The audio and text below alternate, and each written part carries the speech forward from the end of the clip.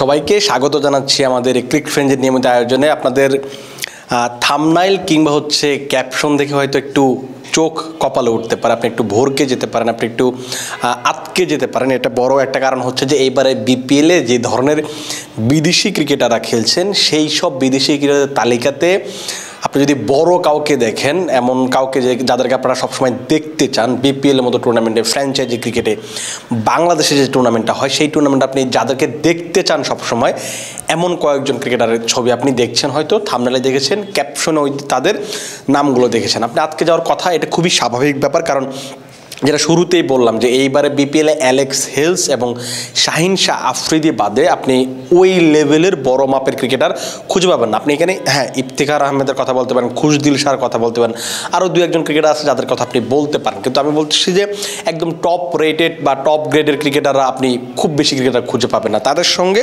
এবার top graded cricketer যুক্ত হচ্ছে বিপিএলের যখনই প্লে অফ পর্ব আসে বা একদম শেষের দিকটা আসে, ওই সময় আমরা প্রত্যেকটা মৌসুমেই বড় তারকাদের খেলতে দেখি। আপনাদের যদি মনে থাকে যে লাস্ট মৌসুম আপনি যদি খেয়াল করে দেখেন, আমার সহকর্মী ফয়সাল হাবিব একটা ভিডিও বানিয়েছিলেন বেশ কিছুদিন আগে। তিনি ওখানে দেখানোর চেষ্টা করেছিলেন যে গত বিপিএলে আইপিএলের চেয়েও বেশি ক্রিকেটার খেলে গেছেন। এর একটা বড় কারণ যে আপনি ওপেন একটা সোর্স আছে, আপনি চাইলে যত বিদেশি ক্রিকেটার নিতে চান আপনি সেটা নিতে পারবেন, সেই কারণে এটা সম্ভব হয়েছিল। কিন্তু যেটা বলছিলাম, আমরা যেটা আলোচনাতে যাব যে রংপুর রাইডার্স দারুণ ছন্দে ছিল, প্রথম 8টা ম্যাচ জিতে নিয়েছে, তারপরে 3টা ম্যাচ কিন্তু তারা হেরে গেছে। দুর্বার রাজশাহীর বিপক্ষে 2টো ম্যাচ, আর আজকে যে তাদের ম্যাচটা ছিল চিটাগং কিংসের বিপক্ষে, সেই ম্যাচটাও কিন্তু তারা হেরে গেছে। তো এই যে 3টা ম্যাচ টানা হেরে গেল, নিশ্চিতভাবে তাদের যে বিদেশি ক্রিকেটের একটা সংকটের ব্যাপার আছে, দল হিসেবে ছন্দপতন হওয়ার একটা ব্যাপার আছে, সেই ব্যাপারটা হয়তো দেখা যাচ্ছে। বিদেশি ক্রিকেটারদের নিয়ে কেন কথা বলতে হবে, কারণ হচ্ছে আপনাদের নিশ্চিতভাবেই মনে থাকার কথা, আমি কয়েকদিন আগে একটা ভিডিও বানিয়েছিলাম যেটা বিশেষ করে দুর্বার রাজশাহীর বিপক্ষে প্রথমবার যখন তারা রংপুর হারলো, তখন আমরা বলেছিলাম যে বিপিএলের যদি জিততে চায়, সেই 2017 সালের পর থেকে কিন্তু বিপিএল এখন পর্যন্ত শিরোপা জিততে পারেনি রংপুর রাইডার্স, এবং তারা যদি জিততে চায় তাদেরকে অবশ্যই ভালো মানের বিদেশি ক্রিকেটার আনতে হবে, বিশেষ করে ওপেনিংয়ের জন্য বিদেশি ক্রিকেটার আনতে হবে। প্রথম 6টা ম্যাচ যদি আপনি খেয়াল করে দেখেন, সেখানে অ্যালেক্স হেলস খেলে গেছেন, তিনি সেঞ্চুরি করেছেন, হাফ সেঞ্চুরি করেছেন, বেশ কয়েকটা ম্যাচের জয়ে তার বড় অবদান ছিল, এবং ওই সময়টাতে রংপুর রাইডার্স পুরোপুরি উঠছিল। কিন্তু তিনি চলে যাওয়ার পরে তারা ম্যাচ জেতেনি, ব্যাপারটা এরকম না, কিন্তু তার পরবর্তীতে ওই খেলার যে একটা ধাঁচ থাকে, ভালো খেলার যেটা ব্যাপার থাকে, সেই ব্যাপারটা দেখা যায়নি। বেশ কিছু তার টাইট গেম জিতেছে, কিন্তু ওই যে দাপুটে পারফরমেন্সটা দেখা যায়নি। সেটা একটা বড় কারণ যে তাদের বিদেশি ইফতেখার আহমেদ, আকিফ জাভেদ এবং খুশদিল শাহর বাইরে তারা যদি পারফর্ম করতে না পারেন, আপনি যে তাদেরকে বদলে তাদের পরিবর্তে কাউকে খেলাবেন সেই অপশনটা নেই। আর ওপেনিং যদি আপনি খেয়াল করে দেখেন, সৌম্য সরকার ফিরেছেন, তিনি যদি চোট কাটিয়ে ফিরেছেন, প্রায় 1 মাসের বেশি সময় পর চোট কাটিয়ে ফিরেছেন, তার জন্য সহজ না কাজটা এখন মাঠে নেমে পারফর্ম করা। কিন্তু তার সাথে যিনি আছেন স্টিভেন টেলর, তিনি এখন পর্যন্ত এই বিপিএলে জ্বলে উঠতে পারেনি। খুব সম্ভবত তিনি একটা 39 কিংবা 35 রানের একটা ইনিংস খেলেছিলেন, সর্বোচ্চ 6 বা 7টা ম্যাচ তিনি ইতিমধ্যে খেলে ফেলেছেন। এই জায়গাটাতে পরিবর্তন লাগবে, এবং এই জায়গাটাতে পরিবর্তনের জন্য রংপুর রাইডার্স যে ভাবনাটা ভেবে রেখেছে, সেখানে হচ্ছে ডেভিড ওয়ার্নারকে তারা ভাবছে এইবারের বিগ ব্যাশ যে টুর্নামেন্ট হলো সিডনি থান্ডারের হয়ে তিনি খেলেছেন, যেখানে 12 ম্যাচে 405 রান করেছেন, 3টা হাফ সেঞ্চুরি এবং একটা সেঞ্চুরি তার আছে, দারুণ ছন্দে আছেন। কিন্তু তার সঙ্গে মোটামুটি চুক্তি সেরে ফেলেছে, কবে নাগাদ আসবেন সেটা এখনই নিশ্চিত করে বলাটা কঠিন, কারণ তাদের যেহেতু ওই দুবাই ক্যাপিটালসের সঙ্গে একটা চুক্তি আছে আইএল টি20তে, ওই দলটাও প্লে অফে যাওয়ার দৌড়ে আছে। তিনি তো কবে আসবেন ওটার উপর নির্ভর করবে তার দলটা প্লে অফে যাবে কিনা, গেলে তাকে রাখবে কিনা, কিংবা ওই দলটা তাকে ছাড়তে চায় কিনা। বিপিএলের জন্য অনেকগুলো ইকুয়েশন আছে, কিন্তু মোটামুটি চুক্তি সেরে ফেলেছে, আসবে। এটা কবে আসবে সেটা এখন পর্যন্ত নিশ্চিত না। ডেভিড ওয়ার্নার কিন্তু এর আগেও বিপিএলে খেলে গেছেন, তিনি সিলেট সিক্সার্সের হয়ে খেলেছিলেন।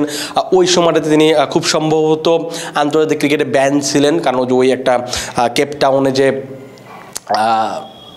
বল টেম্পারিং একটা ব্যাপার ছিল, সেই কারণে তিনি নিষিদ্ধ হয়েছিলেন। তো এই সময়টাতে তিনি ওই ফাঁকে এসে খেলে গিয়েছিলেন।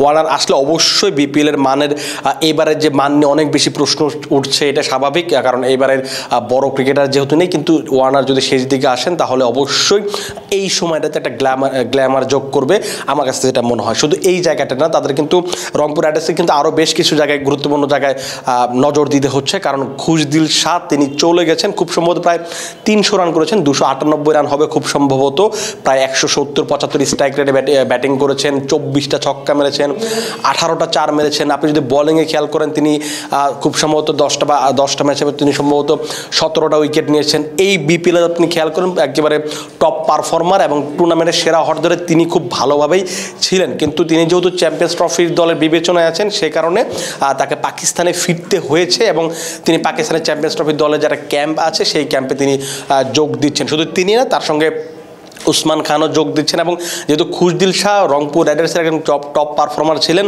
এবং তিনি যেহেতু চলে গেছেন, তার চলে যাওয়া যে তার জায়গাটা পূরণ করতে হবে। আজকে যে ম্যাচটা তারা খেলেছেন সেখানে কিন্তু তার পরিবর্তে কাউকে খেলানোর সুযোগ পাননি, কারণ তাদের ব্যাকআপ হিসেবে তেমন কেউ ছিল না। কারণ খুশদিল শাহ 7 তারিখ পর্যন্তই তার এনওসি ছিল, তিনি খেলতে পারতেন, পিসিবির যে এনওসি দেওয়ার কথা ছিল সেটা দিয়ে রেখেছিল, কিন্তু যেহেতু চ্যাম্পিয়ন্স ট্রফির একটা ব্যাপার আছে সে কারণে তিনি চলে যাচ্ছেন। এবং তার জায়গাটা পূরণের জন্য যে চিন্তাটা রংপুর রাইডার্স করেছে সেটা হচ্ছে সুনীল নারায়ণের সঙ্গে আলোচনা করেছে, তার সঙ্গে মোটামুটি চুক্তি হয়েছে, কিন্তু এটা অনেক কিছু নির্ভর করবে আবুধাবি নাইট রাইডার্স কতটা দূর এই আইএল টি20তে যেতে পারে। এখন পর্যন্ত তাদের খুব সম্ভবত আরও 2 থেকে 3টা ম্যাচ বাকি, 3টা ম্যাচ খুব সম্ভবত বাকি আছে। তাদের লাস্ট যে ম্যাচটা হবে সেটা 2 তারিখে ফেব্রুয়ারির। তারা যদি সেরা 4-এ উঠতে না পারে সেক্ষেত্রে কিন্তু আপনি একদম শুরুর দিক থেকে প্লে অফের শুরুর ম্যাচগুলোতে আপনি হয়তো সুনীল নারায়ণকে দেখতে পারেন, কিন্তু এই সুনীল নারায়ণ কিন্তু এখন খুব বেশি ছন্দে নেই। আবুধাবি নাইট রাইডার্স 7 ম্যাচে মাত্র 6 পয়েন্ট নিয়ে তারা 4 নম্বর আছে এবং তাদের হয়ে এই মৌসুমে 7 ম্যাচে মাত্র 2টো উইকেট নিয়েছেন এবং হচ্ছে মাত্র 22 রান করেছেন, খুব বেশি ছন্দে নেই। তার পাশাপাশি আন্দ্রে রাসেল তিনিও কিন্তু সেই ফর্মে নেই, 7 ম্যাচে 118 রান খুব সম্ভবত করেছেন, তিনিও মাত্র 2টো উইকেট নিয়েছেন। ছন্দে না থাকলেও তারা বিপিএলে যখনই এসেছেন বিপিএলে সবসময় তারা পারফর্ম করেছেন, ভালো খেলেছেন। আপনি যদি লাস্ট কয়েকটা মৌসুম খেয়াল করে দেখেন কুমিল্লা ভিক্টোরিয়ান্সের হয়ে তাদের কুমিল্লার যে শিরোপা যে সবচেয়ে অনেক বেশি শেষের দিকে সে যে অবদান রাখার দরকার ছিল সেই কাজগুলো কিন্তু তারা সবসময় করতে পেরেছেন এবং বাংলাদেশে খেলতে তারা সবসময় ভালোবাসেন। এবং তারা যদি যুক্ত হন, একটা পেস বোলিং অলরাউন্ডার আপনি পাচ্ছেন, তার সঙ্গে আপনি একটা স্পিন বোলিং অলরাউন্ডার পাচ্ছেন, সেটা কিন্তু রংপুরের যে স্কোয়াড ডেপথ বলুন কিংবা শক্তি বলুন সেটা কিন্তু অনেকটা বাড়িয়ে দেবে। তার পাশাপাশি কিন্তু লেট অর্ডারের জন্য 2জন ব্যাটসম্যানকে তারা বিবেচনা করছে, সেটা হচ্ছে টিম ডেভিড, অস্ট্রেলিয়ান ক্রিকেটার, তিনি আইপিএল সিপিএল বা অন্যান্য যে টুর্নামেন্টে বিগ ব্যাশ হয় সেই সবগুলো টুর্নামেন্টেতেই খেলে থাকেন। তিনি কতটা মার্কেটে হতে পারেন এটা আমরা সবাই জানি, কিন্তু সেটা হচ্ছে যে তিনি বাংলাদেশে যেহেতু এর আগে খুব বেশি খেলার অভিজ্ঞতা খুব সম্ভবত তিনি আসেননি, এসেই তিনি বিপিএলে কতটা ভালো করতে পারবেন সেটা নিয়ে একটা সন্দেহ থাকতে পারে। কারণ আপনার যদি মনে থাকে লাস্ট মৌসুম বা তার আগের মৌসুমে খুব সম্ভবত নিকোলাস পুরান কিংবা স্যাম বিলিংস 1 বা 2 ম্যাচের জন্য রংপুরের হয়ে খেলতে এসেছিলেন, কিন্তু তারা কিন্তু পারফর্ম করতে পারেননি। পুরো বছর জুড়ে পারফর্ম করলে বাংলাদেশে এসে ঢাকার উইকেটে পারফর্ম করাটা সবার জন্য সহজ কাজ না। তারা এই ধরনের উইকেটে খেলে অভ্যস্ত না বা বিপিএল বা বাংলাদেশে খেলার অভ্যস্ততা নেই, তাদের জন্য খুবই পারফর্ম করা কঠিন। এবং টিম ডেভিডের সঙ্গে মোটামুটি চুক্তি সেরে ফেলেছে যতটুকু জানা গেছে এবং তিনি প্লে অফ শুরুর আগেই আসতে পারেন এরকম একটা গুঞ্জন আছে, কারণ তিনি যেহেতু কন্ডিশনটা সম্পর্কে খুব বেশি ভালো জানেন না এবং কন্ডিশনের সঙ্গে যেহেতু মানিয়ে নিতে পারেন সেই কারণে তাকে প্লে অফের আগেই উড়িয়ে আনা হবে বলে যতটুকু জানা গেছে। তার পাশাপাশি তার ব্যাকআপ হিসেবে চিন্তা করা হচ্ছে আসিফ আলীকে, পাকিস্তানের মার্কুটে ব্যাটার, তিনি লেট অর্ডার ব্যাটিং করেন, ফিনিশার হিসাবে খেলেন, তিনি ছক্কা মারতে পারেন, ভালো খেলতে পারেন, কিন্তু আরেকটা বড় সমস্যা যেটা হচ্ছে তিনি কনসিস্টেন্ট না সবসময় পারফর্ম করার ক্ষেত্রে, সেটা হয়তো একটা চিন্তার কারণ হতে পারে। কিন্তু যেহেতু তাদেরকে আপনি 1-2 ম্যাচের বেশি পাবেন না এবং এই যে 5 জন ক্রিকেটারের কথা আমরা বললাম, 5 জন ক্রিকেটারই যে সবগুলো ম্যাচ খেলবেন ব্যাপারটা এরকম না। যতটুকু রংপুর ম্যানেজমেন্টের পক্ষ থেকে জানা গেছে তারা হয়তো ভাগে ভাগে আসবেন, একটা ম্যাচের জন্য কেউ হয়তো 2টা ম্যাচের জন্য আসতে পারেন, আবার অনেকে হয়তো 3টা ম্যাচের জন্য আসার সম্ভাবনা তুলনামূলক কম। 2টা ম্যাচ বা 1টা ম্যাচ করে ভাগ করে হয়তো তারা খেলতে আসবেন এবং কবে নাগাদ আসবেন সেটা হয়তো আপনারা 2-3 দিনের ভিতরে একটা অফিসিয়াল স্টেটমেন্ট রংপুরের পক্ষ থেকে পেয়ে যাবেন। তখন হয়তো আমরা আরও বেশি ক্লিয়ার একটা পিকচার পাবো যে কবে কোন ম্যাচে কার সঙ্গে কাকে পাওয়া যাবে। এই 5 জন ক্রিকেটার আপাতত রংপুর রাইডার্স আলোচনায় রেখেছেন, চুক্তি মোটামুটি সেরে ফেলেছেন বলেও তাদের পক্ষ থেকে দাবি করা হয়েছে, কিন্তু সেটা নির্ভর করবে যে এই ক্রিকেটারের দলগুলো আইএল টি20তে কতটুকু যাচ্ছে বা কত দূর পর্যন্ত যেতে পারছে সেটার উপর নির্ভর করে তারা কয় ম্যাচ করে খেলতে আসবেন। এই হচ্ছে বিপিএল নিয়ে আমার কাছে সবশেষ আপডেট। আপনারা আপাতত বিপিএলের সবশেষ আপডেট যেমন আমরা সবসময় দিয়ে থাকছি, আপনারা আমাদের সঙ্গে থাকবেন। আপনারা ক্রিকেটের যত খবর পেতে চান আপনি যদি সেটার জন্য আপনি ক্রিকফ্রেন্ডলিতে আপনি চোখ রাখতে পারেন, আপনি টুইটারে, ইউটিউবে, ফেসবুকে কিংবা আমাদের ওয়েবসাইটে নজর রাখতে পারেন। আপাতত আপনারা ভালো থাকুন, সুস্থ থাকুন এবং ক্রিকফ্রেন্ডলির সঙ্গে থাকুন।